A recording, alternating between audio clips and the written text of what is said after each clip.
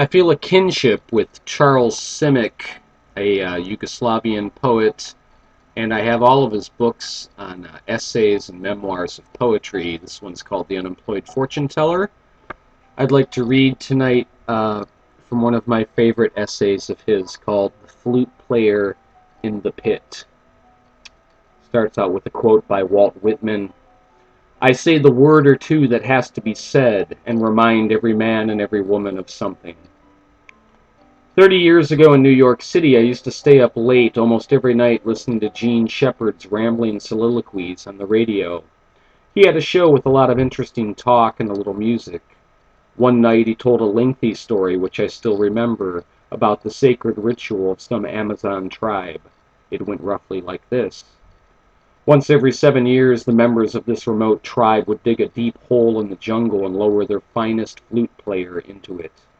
He would be given no food, only a little water and no way of climbing out. After this was done, the other members of the tribe would bid him goodbye, never to return. 7 days later, the flute player, sitting cross-legged at the bottom of his hole, would begin to play. Of course, the tribesmen could not hear him. Only the gods could, and that was the point.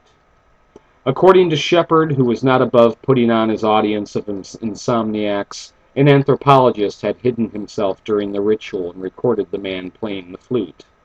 Tonight Shepard was going to play that very tape. I was spooked. Here was a man soon to die, already dizzy with hunger and despair, summoning whatever strength and belief in gods he had. A new world Orpheus, it occurred to me.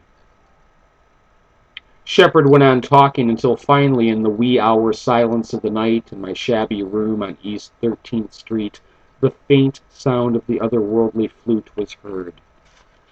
Its solitary, infinitely sad squeak with the raspy breath of the living human being still audible in it from time to time, making the best of his predicament. I didn't care then, nor do I care now, whether Shepard made up the whole story. We are all at the bottom of our own private pits, even here in New York. All the arts are about the impossible predicament. That's their fatal attraction. Words fail me, poets often say. Every poem is an act of desperation, or, if you prefer, a throw of the dice. God is the ideal audience, especially if you can't sleep or if you're in a hole in the Amazon. If he's absent, so much the worse.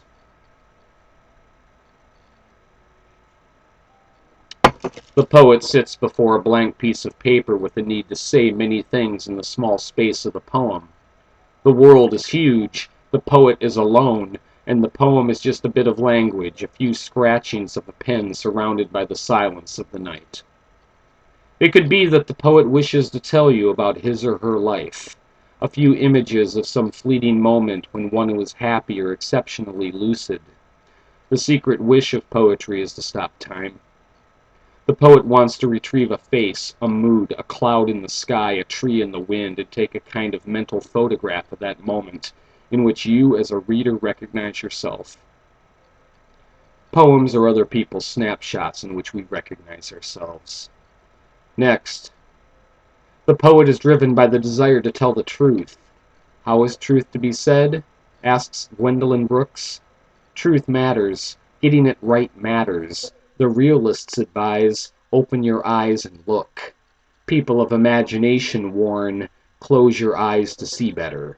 There's truth with eyes open and there's truth with eyes closed, and they often do not recognize each other on the street. Next, one wishes to say something about the age in which one lives. Every age has its injustices and immense sufferings, and ours is scarcely an exception. There's the history of human vileness to contend with, and there are fresh instances every day to think about. One can think about it all one wants, but making sense of it is another matter. We live in a time in which there are hundreds of ways of explaining the world.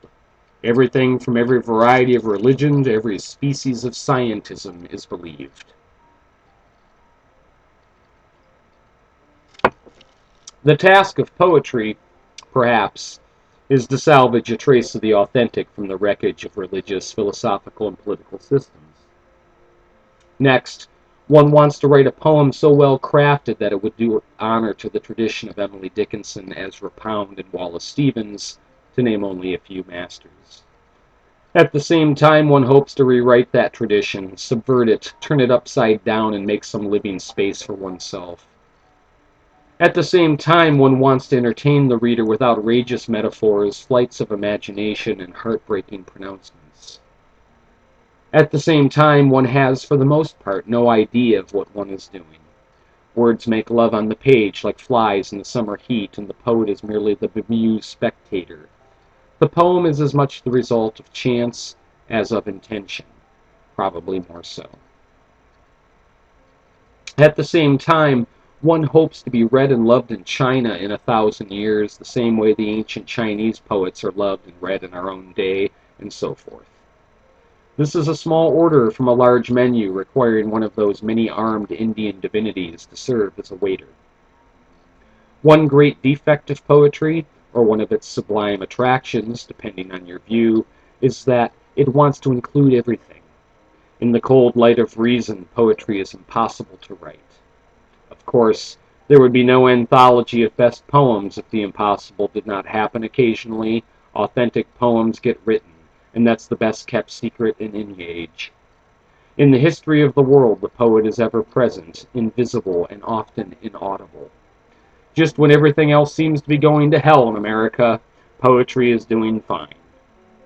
The predictions of its demise, about which we so often read, are plain wrong, just as most of the intellectual prophecies in our century have been wrong.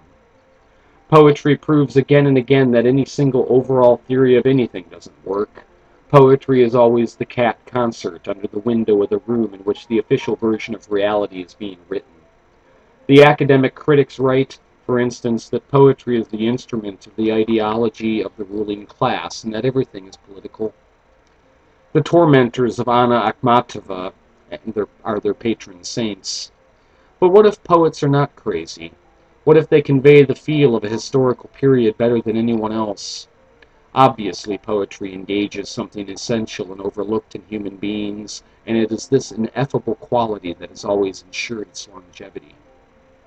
To glimpse the essential, stay flat on your back all day and moan, says E.M. Sioran. There's more than that to poetry, of course, but that's a beginning. Lyric poets perpetuate the oldest values on earth. They assert the individual's experience against that of the tribe. Emerson claimed that to be a genius meant to believe your own thoughts, to believe that what is true for you in your private heart is true for all men. Lyric poetry since the Greeks has always assumed something like that, but American poetry since Whitman and Emerson has made it its main conviction. Everything in the world, profane or sacred, needs to be re-examined repeatedly in the light of one's own experience. Here now, I, amazed to find myself living my life, the American poet, is a modern citizen of a democracy who lacks any clear historical, religious, or philosophical foundation. Sneering Marxists used to characterize such statements as typical bourgeois individualism. They adore the smell of their own shit, a fellow I used to know said about poets. He was a Maoist, and the idea of each human being finding his or her own truth was incomprehensible to him. Still, this is what Robert Frost, Charles Olson, and even Elizabeth Bishop had in mind. They were realists who had not yet decided what reality is. Their poetry defends the sanctity of that pursuit in which reality and identity are forever being rediscovered. It's not imagination or ideas that our poets primarily trust, but examples, narratives, or specific experiences. There's more than a little of the Puritan diarist still left in poets. Like their ancestors, they worry about the state of their inner lives in between entries about the weather. The problem of identity is ever present, as is the nagging suspicion that one's existence lacks meaning. The working premise, nevertheless, is that each self, even in its most private concerns, is representative, that the aesthetic problem, as John Ashbery has said, is a microcosm of all human problems. That the poem is a place where the eye of the poet, by a kind of visionary alchemy, becomes a mirror for all of us.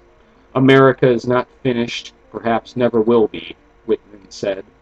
Our poetry is the dramatic knowledge of that state. Its heresy is that it takes a part of the truth for the whole truth and makes it a temporary stay against confusion, in Robert Frost's famous formulation. In physics, it is the infinitely small that contradicts the general law, and the same is true of poetry at its best.